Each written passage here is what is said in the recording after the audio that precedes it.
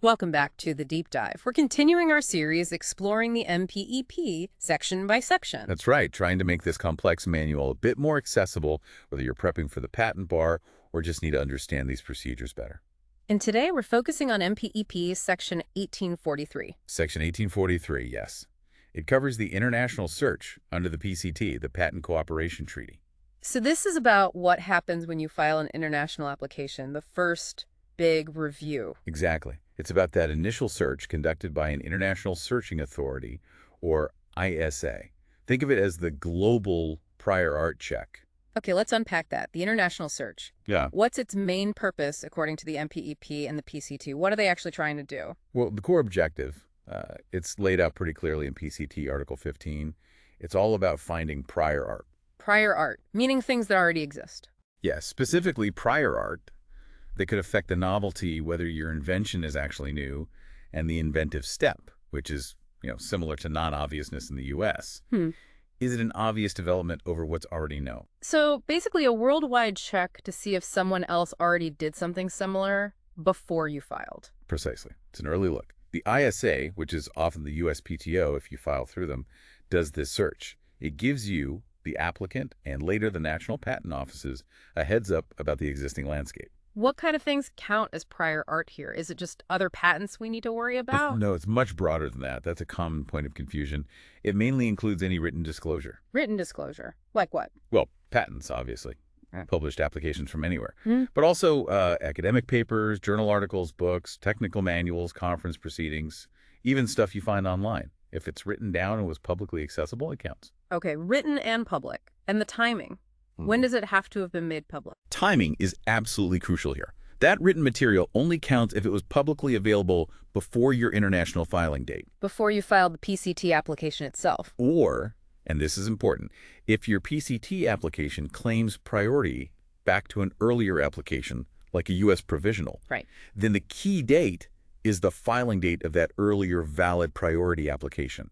That's the date that really matters for the prior art search. Got it. So whatever was public before your earliest claimed filing date for that invention. Exactly. But here's where it gets a bit more interesting. Even things that weren't originally written down can sometimes play a role. Really? Like someone giving a talk at a conference or showing something at a trade show. Yes, exactly like that. An oral presentation, a public demonstration, maybe even a public use. Now, on their own, under PCT rules, these aren't directly prior art for the search unless... Unless what? Unless they get mentioned or described in a written document that does qualify as prior art. Huh. How does that work? Think of it like this. The written document is the key. Maybe the conference published its proceedings, and those proceedings describe the talk given before your priority date. Or the trade show had a brochure available to the public describing the demonstration, again, before your date. Ah, okay. That written document, the proceedings or the brochure, is the prior art. And because it describes the oral presentation or the demo, the information from that non-written event becomes relevant to the search. So it's not the talk itself, but the written record of the talk published in time that the searcher finds. It's about the documented public information. Precisely. It just underscores how vital those publication dates and written records are on a global scale. This sounds like a really comprehensive search. Does the ISA always do a full search for every single application, though? Are there exceptions? Good question. And no, it's not always guaranteed.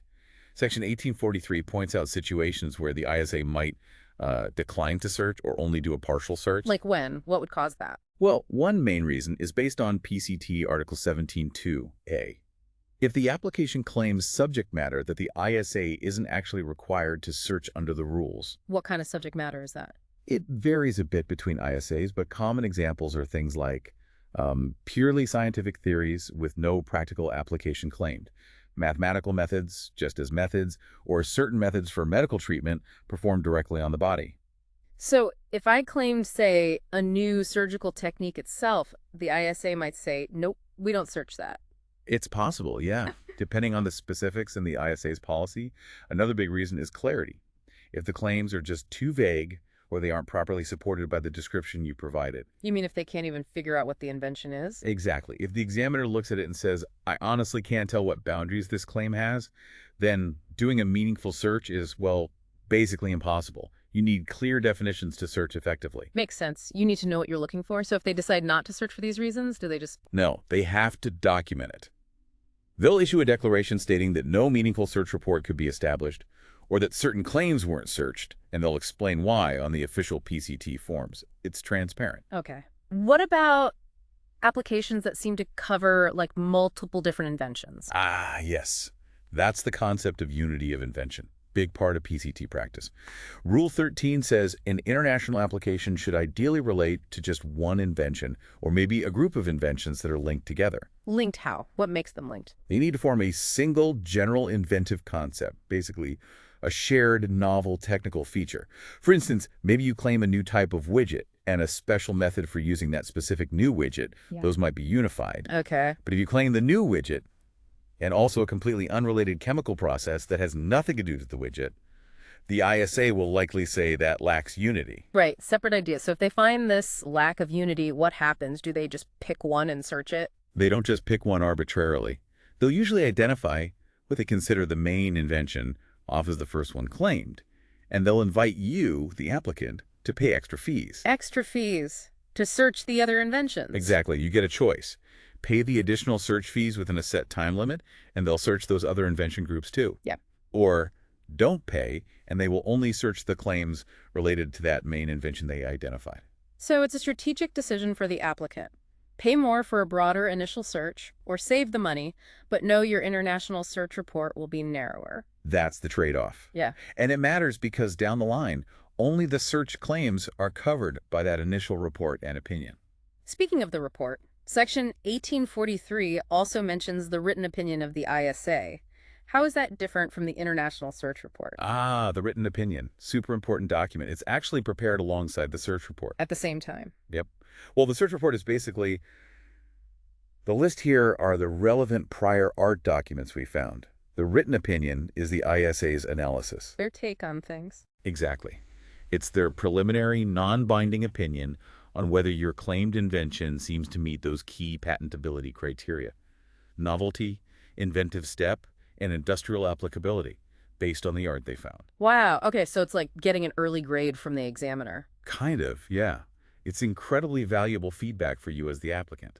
It gives you an early indication of potential issues or strengths. The opinion might also flag other problems, like maybe the claims aren't clear enough or aren't fully supported by the description. And if claims weren't searched because of subject matter issues or lack of unity fees? Then those claims are also excluded from the written opinions analysis. The opinion will state clearly which claims it's actually assessing. Okay, so search report lists the art. Written opinion analyzes the patentability based on that art.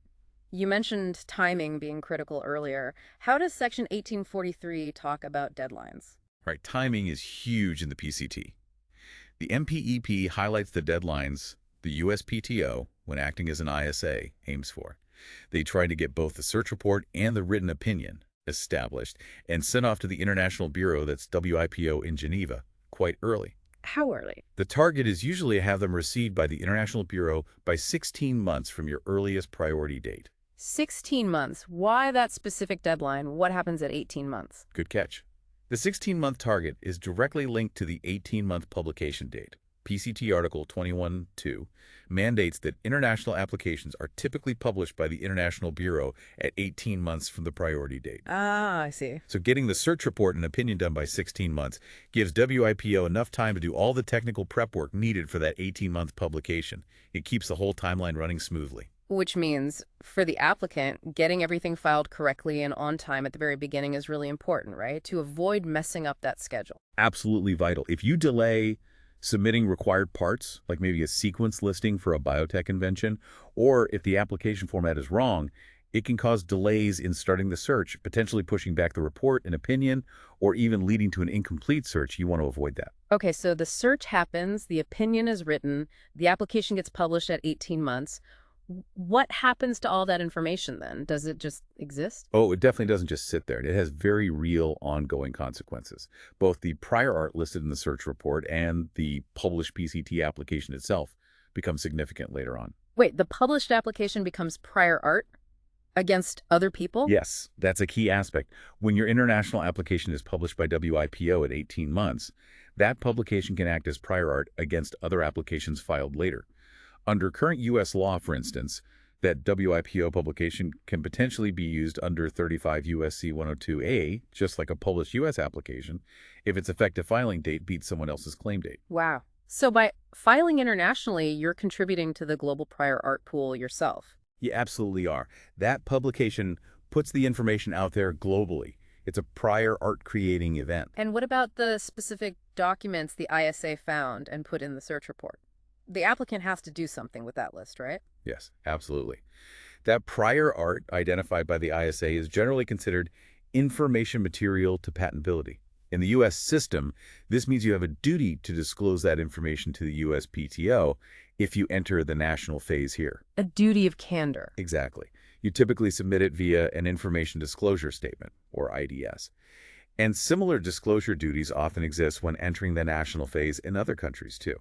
So the international search isn't just a one-off check. It generates information that you, the applicant, are then obligated to share with patent offices around the world during the actual examination phases. That's a great way to put it. It's a foundational step that kickstarts the information flow for subsequent examination everywhere.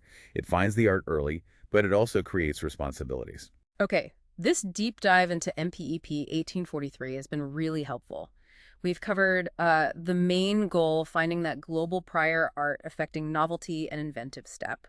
We talked about what counts as prior art, including those written records of non-written disclosures. Right, and the exceptions when an ISA might not search due to subject matter or clarity issues or lack of unity if fees aren't paid. Plus the value of the written opinion, giving that early analysis, the critical timing around the 16 and 18-month marks. And importantly, the downstream affects how the published application itself becomes prior art, and how the art found in the search report triggers that duty of disclosure. It really paints a picture of the international search as a fundamental, quite strategic part of the whole PCT process. It definitely is. It sets the stage for everything that follows in the national phases. Understanding what that search report and written opinion signify is key. It really is. And before we wrap up, we definitely want to give a special thank you to Mike Shepard, the creative director behind this entire audio series. Absolutely. His work makes these discussions possible. And maybe this leaves you, the listener, with something to think about. Yeah. Well, knowing that this comprehensive, standardized international search is coming relatively early in the process, how might that influence the way you think about preparing your invention disclosure right from the start? Does knowing your description and claims will face that global scrutiny change how you approach drafting? That's a really interesting point to consider. Definitely something to mull over. Thank you for joining us for this deep dive into MPEP Section 1843. And just the usual disclaimer, this summary was put together using AI tools and might have errors. It's for general information and education, not legal advice. Always consult the official MPEP, a qualified instructor, or a registered patent practitioner for authoritative guidance.